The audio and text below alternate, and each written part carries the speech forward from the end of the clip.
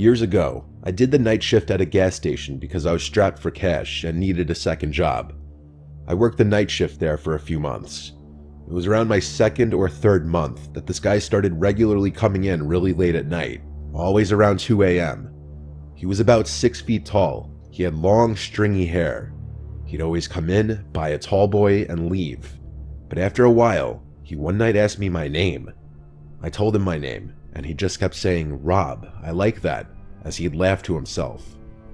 He cracked open the tall boy he just bought and walked out of the store talking to himself. He was clearly hammered. This was the night I was curious to see if he had been drinking and driving every single time that he'd come to the store. I watched as he left, and he walked out of sight off the gas station property. That would make sense.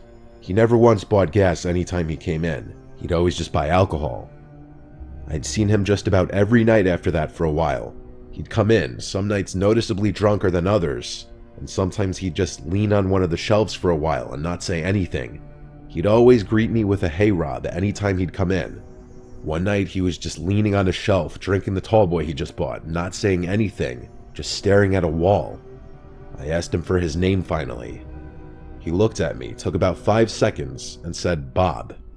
Now, I always felt like Bob is a go-to fake name when you're lying about your name.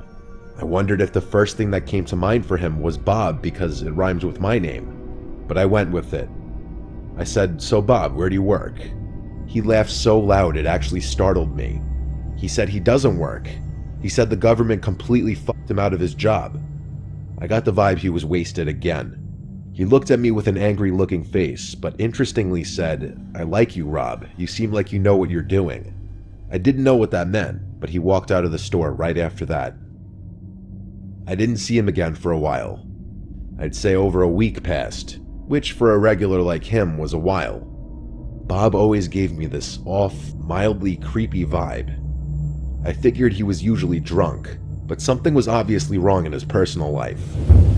Well, one very stormy night, with less customers than usual, likely because of the storm, I heard the ding of the front door as someone entered, and I swear before looking I imagined it to be Bob, and when I looked, I was shocked to see it was actually him. But it was a much scarier version of Bob. He was completely soaked. He wasn't wearing a rain jacket or using an umbrella. He was just in a dark shirt and jeans. His long hair was drenched, and he was just standing by the door looking straight ahead at the wall. He looked like he was angry, and yet his mind was elsewhere, like his thoughts were running. The way he was standing there blankly, staring at nothing, completely soaked, it was freaking me out. I said, "Bob, are you okay?" He didn't turn his head or move. He stood still and said, "I did something really bad." I asked, "What did you do?" He then looked at me, said, "I need somewhere to hide," then walked past me at the register towards the little restroom hallway. He disappeared behind the wall, and I heard one of the doors open and close. I was genuinely getting uncomfortable with Bob now. I didn't enjoy his presence whenever he was in the store, and tonight something was extra off about him.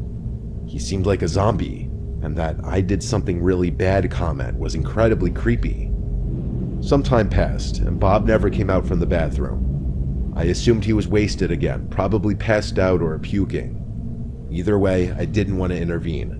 And then, the next thing I remember, the lights to the place cut out, and the store was completely dark. I was standing in a pitch-dark gas station during a major storm with an unhinged drunk man.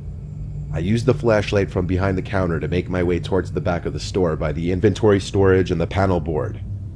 The door to the back was in the same little hallway as the restrooms. As I walked by the 2 restroom doors, both of them were ajar, and Bob wasn't in either of them. I went through the door to the back. I was planning on going straight to the panel board, but I stopped when I heard a slight dripping in the room somewhere, and the squeaking of wet shoes. My heart sank into my stomach. I said, "Bob," in a very weak and scared voice. I heard squeaks right to my left.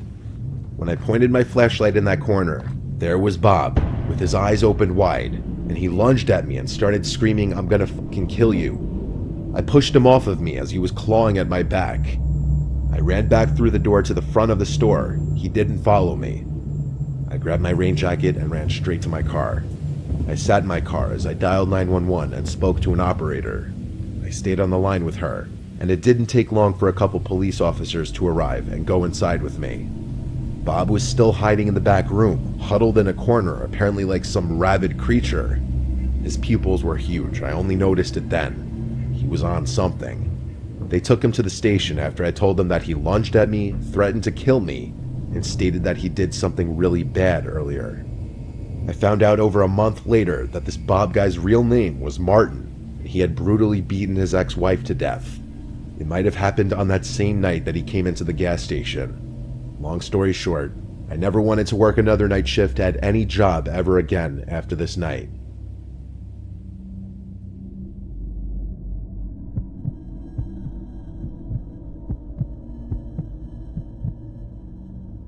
I've done a lot of night driving in my life. Not for work or anything. My old friend group and I would always just stay out till crazy hours when we were in our late teens and early 20s. I guess you could say we were the losers. We thought staying out till 5 a.m. every weekend hanging at parks or in parking lots was cool. Looking back, it was a stupid waste of time. But basically for that reason, I've done my fair share of driving at off hours in the night. And usually that's when the drunkos and crazy people are on the roads. It was a weekend night. It had to be approaching 4 in the morning. I wanted to go home. I drove one of my friends home from the park we were hanging out at, and before driving myself home, I had to stop for gas. I used to like getting gas at night because there would be no other cars in the way. I pulled into one of my usual gas stations not far from my parents' house. As I was walking to the building to pay, there was a short guy wearing a hood walking past me. He stopped in his tracks and stared me down as I walked past. I said, "What?" as I kept walking. He said nothing, so I kept walking. Typical crackhead. I went inside the building to pay the attendant for my gas. I also bought a lottery ticket while I was there. I came back outside and started to fill up. I looked around, and as expected, it was a ghost town at this hour. Once done, I got back in the car and started driving home. Halfway home, I heard something behind me, in the car. I looked in the rearview mirror, and there was someone in the rear seat looking back at me. I let out a scream so loud I probably almost collapsed my lungs. I slammed on the brakes and screamed, "Get out!" It was the dude from the gas station. I opened my doors and started screaming help, knowing at least a couple people would come out from their houses. Sure enough, a couple houses' porch lights turned on, and I saw some doors opening. The guy got out of my car and said I could have slit your throat. As some people came out of their houses, he started to run away down the street. I didn't chase after him.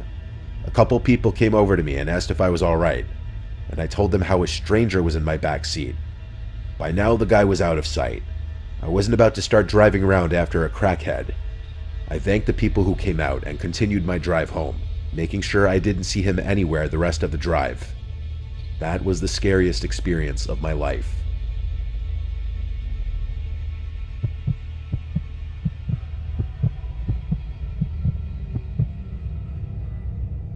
This event happened in the mid-60s in the Atlanta area.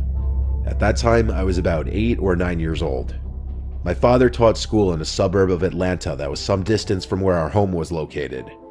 I went to the same school where he taught, so I rode with him every day. However, we had to get up very early each morning and head out before the sun was up. We always stopped several mornings each week to top off on gas at a small, independent station. We were often the first car there shortly after the station opened. In those days, everything was full service. There was a booth with an attendant who would come out and fill your tank, wash your windows, etc. He would always be carrying a wad of bills in his pocket and a device on his belt from which he counted out coins. Behind the pumps were tiny bathrooms. I would often use the bathroom on mornings that we stopped there, as it was a fairly long drive. One morning, we again arrived before dawn to find the station completely deserted. It was totally quiet other than the traffic sounds going by. There was no sign of an attendant, either in the booth or anywhere else around the station. My father blew the car horn once, then again a few more times, but there was no response. We discussed what might be the problem. My father first suggested that perhaps the attendant might be in the bathroom, but when he still did not appear, my father said that maybe the attendant had experienced car trouble and had not been able to make it to work on time. We continued to wait for several minutes. No other cars pulled in. I told my father I needed to use the bathroom and put my hand on the car door handle to get out, but he told me that we could not wait any longer and I could use the bathroom at the next station we came to. So we left, still wondering what happened. A day or two later, my father was reading the local newspaper when I heard a loud exclamation from him. He excitedly told my mother and I about a small article which stated that the body of a gas station attendant had been discovered with multiple stabs stuffed into the men's bathroom of the station. It was the station we always went to. The article said the motive appeared to be robbery, as all cash and coins were missing. Early in the morning, the total amount of money was probably not a lot. The article gave no hint as to what amount was taken, but either way that didn't stop the killer. I've often wondered how I would have been affected at that young age if I had insisted on going to the bathroom at that station and had opened the door to discover the body of the murdered attendant. We never went to that gas station again.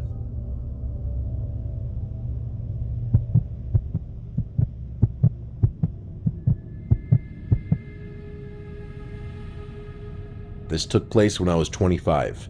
I was driving from North to South Texas, and due to my work schedule, I could only do this late at night. I was on Route 281 for much of the drive, and at these late hours, it was an easy, straight drive. I just had to keep myself awake. I was already kind of shot from work, and then getting on the road right after was brutal. I had to keep making stops for coffee at random gas stations just to keep myself going. I think it was my third time starting to feel a little sleepy, and on top of that, I needed to fill up my tank as well. I pulled into the first gas station I could find on the desolate side roads. I can't remember what kind of gas station it was, maybe a Sunoco or Shell. There was one other car in the parking lot. I parked next to one of the pumps and went inside. There were two people in the shop, the cashier, and then I noticed another guy pacing down the aisles. I went to the coffee maker and poured myself a cup.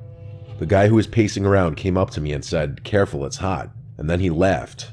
It was a piss-poor, creepy, unnecessary attempt at starting a conversation that I didn't bite at.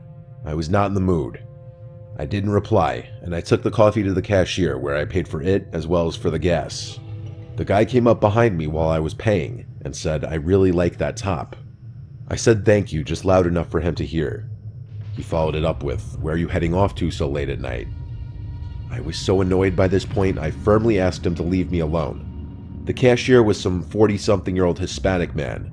I wasn't sure how much English he understood, or if he was even reading the situation that was happening in front of him, but he was also a smaller, shorter man, and it was doubtful he was going to step in at all.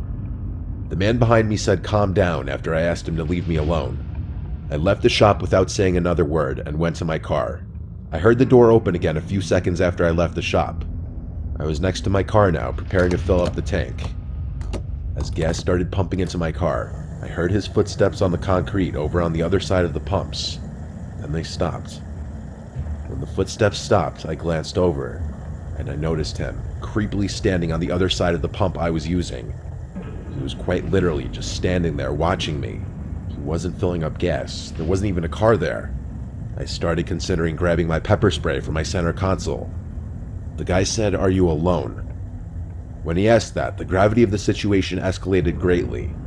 I replied, "No, my boyfriend is in the car." I opened the door and quickly grabbed the pepper spray from the center console. I grabbed it and held it at my side, pretending to still be focused on pumping the gas. The man was inching his way around the gas pump, like he was coming around to my side.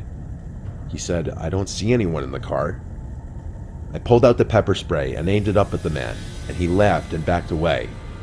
He said he was just trying to make conversation. He was walking backwards with his focus locked onto me still. I was just about done pumping gas. Then I felt and heard a clank. The gas stopped pumping. My tank was full. I had like $6 worth of change. I had to go back inside to get it. The man was in between the shop and I. I had to make a choice. I made the decision to get my change. I had my arm up in the air still, pointing the pepper spray can at him. He continued to back away, chuckling. When it was safe, I turned my back to him and entered the shop, and asked the cashier for change. I told the cashier that that man was making me really uncomfortable, but it seemed like he didn't really understand what I was saying. Once I got my change, I looked out the glass door into the parking lot before leaving. I didn't see that man out there. I was scared to go out there. Like, what if you were hiding somewhere? I stepped outside in front of the shop. I didn't leave that little sidewalk. I just stayed there, looking around. That man was gone, out of sight, which meant he was absolutely hiding. Eventually, a pickup truck pulled into the parking lot and pulled next to one of the pumps. A large man with a beard stepped out, and I went over to him asking him for help. I asked him to check if there was a man hiding behind my car. He was confused, but he did it for me. He got to the other side of my car, and he yelled, "What are you doing?" And there went that creepy man, hurrying away from behind my car. He started to run away into the darkness surrounding the gas station. I thanked that man so much, and he said in his thick southern accent to be careful out there. I left that parking lot in a hurry, and I continued the rest of my drive. That creepy man was 100% waiting to pounce as soon as I unlocked my car doors, and that's really disturbing to me.